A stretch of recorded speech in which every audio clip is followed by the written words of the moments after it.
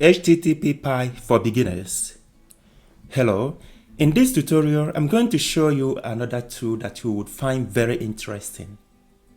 In my previous video we discussed about Core, which is the tool you use to interact with API. HTTPie is mostly used by backend engineers, by quality engineers, in DevOps they use it a lot. Like I said, it is a tool you can use to interact with API. You can use it to debug server responses and so on and so forth. So without wasting time, let's get in. But before we start, may I ask you to please subscribe to my channel, to like and to share. Thank you. To use HTTPie, it is important to install it first. I'm going to check if I already have it installed. HTTP version, I don't have it. So what I can do is to install it.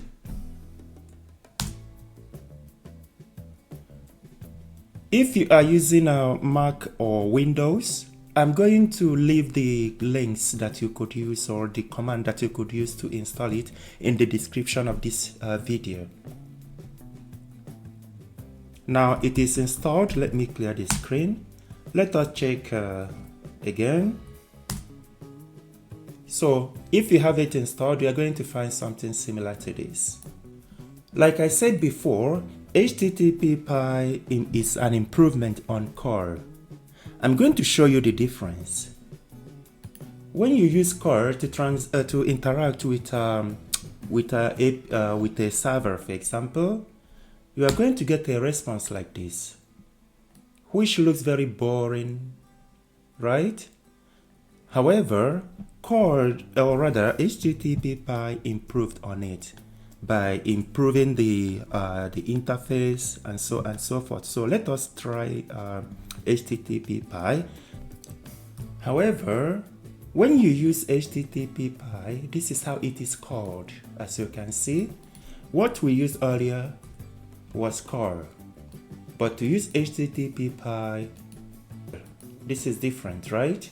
So when you run this, you are going to see how it is well organized in JSON format.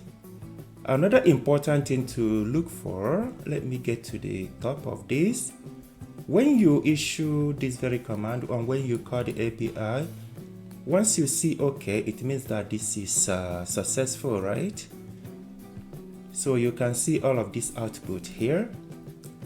Then, like I said, this is well formatted, color coded. So this is an improvement on Core. So if you have been using Core and you want to change, this is the best alternative to change to. Now, another thing that we might want to do, let us send something to the server. For example, let me change this to 3. We can send this to the server and it returns this to us. We can also change this or change it to 5, for example. It's going to send it to the server and return this to us. You can also add a token bearer, which is something that you use when you are working with API that requires authentication. So here you can add something like a bearer token. So this is how easy it is to use HTTPie. And I also that you saw the comparison between it and the Core. So it's now your option or your decision to know which one you prefer best.